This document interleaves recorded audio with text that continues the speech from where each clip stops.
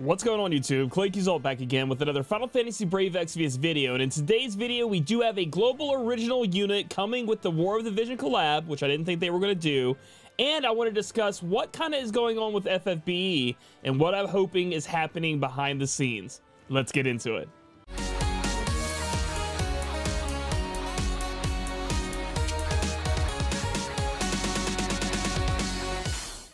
So, you know, my old ass rolled out of bed, checked FFBE news, not sure what exactly or where we're going to be going at this point, and Vinera ends up showing up. And this is a global, as it says, original. Of course, they're going to plop this into JP. I do believe she's a super favorited unit in JP, and I think she's okay in global. As far as the War of the Vision side, I think that's what they're grabbing from to make these characters here. I like Vinera. Vinera is still on my team in War of the Visions, but that's because I haven't hardcore grinded any more characters that have come out, except for when Tidus and Yuta come out soon. So I think it's really cool that she came into here. I do like her in the transformation here to her Brave Shift form. I think it's pretty cool, and it puts this like nice little moon in the background, so she can join up with Sora in the gang with the big old circle behind him. All right, so scrolling on down, we need to look at her Stmr and TMR, because those are, goodness gracious, because those are going to be, you know, what we're really, they're new, so we need to check them out. So the Stmr is Fallen Moon.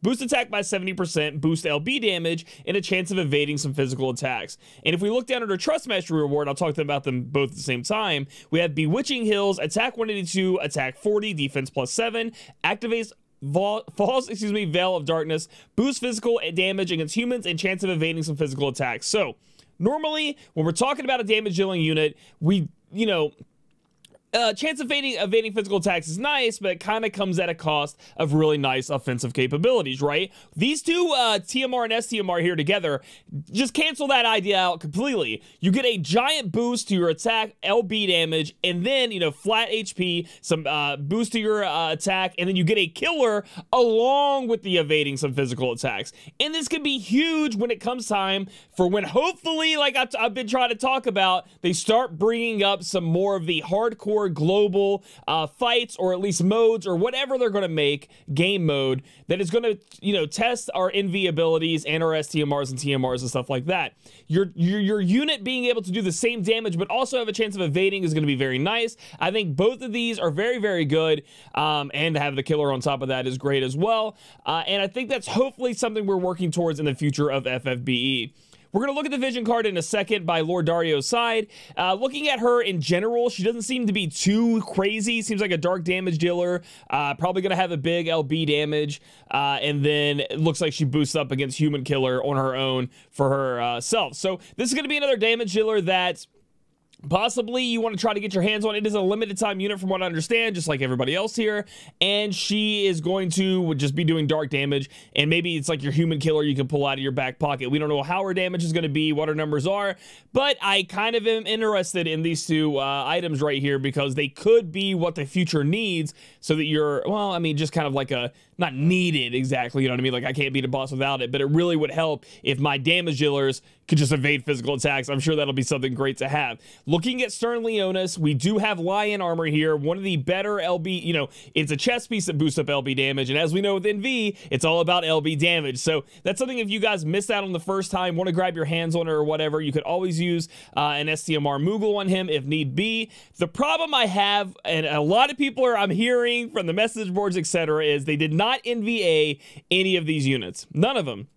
So they're here, they're back again. You know, you got Gilgamesh Kitone along with Stern, and they didn't NVA any of them. And that brings me to another point. We're going to skip through a little bit of the news here. We're going to drop down to the unit revamps. And as we heard with Esther, they talked about how they're not making her NVA, or maybe not making a new NV unit. I don't know if that both, you know, that goes hand in hand with each other, possibly just referring to the old Esther unit. They're going to revamp her or whatever. They're going to change her up a bit, and this is our first time really seeing it, and it goes with Nicole, and then we have Sakura, and then we have Sweet Luca, and you guys can read over these abilities on your own.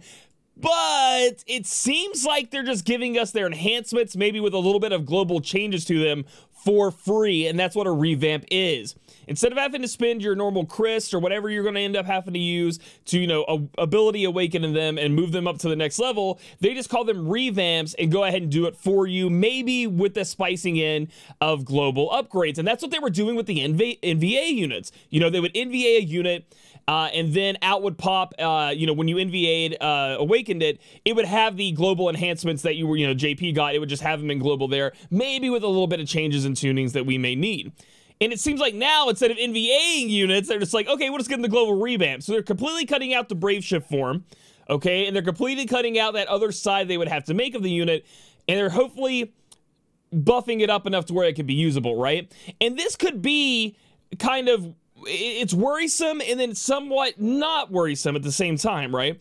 If they take these units and try to make 7 stars once again useful by doing these revamps and making them as strong as maybe an NV unit, right? Because with an NV unit, it's a lot more design, right? And that's the bad part of it. I wouldn't say, I guess lazy is the right word to use. They don't want to put the time into making an NVA unit or an NV unit, but they can still make a 7 star as strong as an NV. Now, hear me out.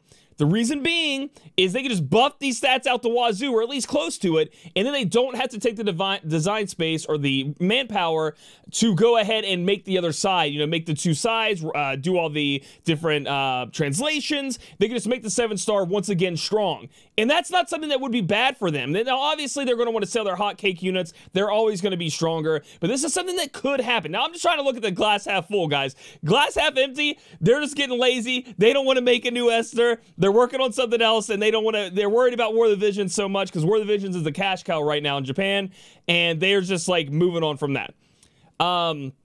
We will have to see how Esther turns out and how these units turn out and how they move forward with how they're doing this. But there is a glass half full, glass half empty, and kind of just like a little disappointment because I know a lot of you guys do like to see some of these units get their NVAs, etc. moving forward. We are getting a Final Fantasy Exvius universe item world here where you guys, and they talk about this not being small anymore, and now it's still small. It might be my emulator here, where you guys are going to be able to upgrade a lot of the War of the Visions items here, and you're going to be able to get the one that is for Vinera from her unit quest, from what I understand. So make sure you get in here and get those items wakened up, and obviously you're getting bonuses here with Vinera being the #1. This is where you're going to be able to go in and get Vinera's weapon, from what I understand. It's going to be the Twilight Oath, and then you take that into that special item world to get the special weapons and stuff from it, and then you can still get Excalibur, and I'm glad they're bringing all these back so you can grab all of their weapons, and then go into item world and upgrade them. We didn't talk about our vision card by Lord Dario's side. I think it's okay to almost, you know, I think it's middle of the side. You have to have a short sword on, dagger or whatever, to get 100%. That's all you get for the first level 4 and 7 is the 100%. And I say only, but I'm just, you know what I mean? There's not any added defenses or anything. 100% to daggers, and then this is the one that I would be more interested in, is boost physical damage against humans. This is only for FFBE or War of the Visions units. Thank God they didn't just make it War of the Visions units. Then it would be almost completely only usable, very niche, you know what I mean? But they at least made it to FFBE units, so it's okay because of that, because its true potential is locked behind being very, it's not as niche as it could have been, but it's still pretty niche. I mean, you know, if you want to use Sora, Cloud, all these different people, they're not FFBE units, and the Elric brothers coming out, you know, you're not going to be able to get your hands and be able to use this here, or at least take full advantage of what this vision card is, and that's why it gets kind of a mid-tier ranking for me. Dark Vision's coming back. I know a lot of you guys love this. I keep saying I need to get back to loving it, but maybe I'm waiting on something to change my mind, or something to revitalize, which we'll get into that in a minute, about FFBE. They still have not changed the rewards here, and I know that's something that everyone's been talking about. They really need to make these up a little bit more, make them just a little bit more tantalizing, especially for the top end here. I do know they've changed it a little bit to where it's going to be much, much harder to cap out, from what I understand. I know a lot of people, there were a lot of #1s that were just capping this stuff out. Though that's going to be changing soon, so be ready for that if you're used to going in, capping out the score. I do believe things have been adjusted to where that's going to be a little bit more tough on you to get that done. Looking here, we have our Final Fantasy V. We have the, you know, the exploration that we're going to have. You guys can get yourselves a couple of items here. I don't see anything too crazy that you guys have to get if you don't, you know, somehow you miss it. I know, I missed the week of Ferris. I'm sorry. Ferris is actually really decent too, so my bad. The story continues here, guys. If you guys want to do some more story, I have so much to catch up on this. It's insane. Maybe I'll wait until season 4 and then go through. I don't know. We get a Freakly. I like that. Dude, anyway, free weekly 10+1 summon that's going to be happening. So it's always nice to be able to log in. I was talking about that in War of the Visions video, and it feels that way at FFBE too. You log in, you do a summon, yada, yada, yada. It just feels good to be able to do that. Fountain of Lapis here. This is going to be something here. Don't miss your chance to take advantage of it. Make sure you go in and grab the Fountain of Lapis. Seems like it's going to be around like all the time now, which is something we were harking back on in the past days, that it should just be an option all the time. So I think that's really what they're trying to get out there, is that it's available and you guys can get your hands on it. Talked about the unit revamps. They do have these bonus tickets. You know, this is stuff we've had for years at this point. They give you these tickets. You get a ticket where maybe you get another ticket. So that's just something that's just extra bonuses for you guys to get your hands on. But what I want to talk about more importantly, and really the pinnacle of what this video is, especially with the unit revamps, is what is FFBE doing, right? I think since Christmas, and you guys can correct me if I'm wrong down below, you can see that my rank is 186. I really haven't been playing the game like at all. I log in, I get my rewards, I do a couple of the quests that I want to do, I get out. That's what I've been doing. Obviously, I haven't even been getting rank experience that much. And it's just the same thing that I've been doing for 4, coming on 5 years now. And nothing for the past like 3 months. Maybe I put it even up to 4 months. There's been no innovation. I thought the Exvius universe thing would be a little bit bigger than it was. It really wasn't, and kind of makes me worried about the game more so than it was before. The reason I'm saying that is, again, like I said, War of the Visions is the cash cow right now in JP. It is making buku's amount of money, and their team may really be focusing on that because that would be the smart business plan, right? And from what I understand, JP, FFBE, they've kind of run the player base down a lot with a lot of their decisions. Obviously, we've seen some repercussions of that as well. And even Global is starting to overtake the JP side as far as monetary money is concerned. It may be very close, but when that happens, they really start focusing on the one that's making more money, which would be Global.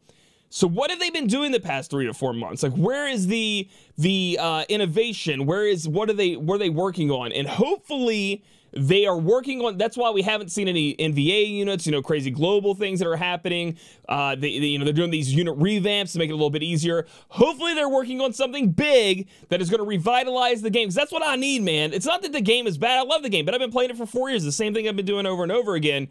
Every week, new character, that's hype. You know, it's fun, but it's also hype to have something else happen in the game. And every week to log in and just have the same news, just have different names on it, is a little bit, for me. It's like, come on, man, I need something. Come on, dude.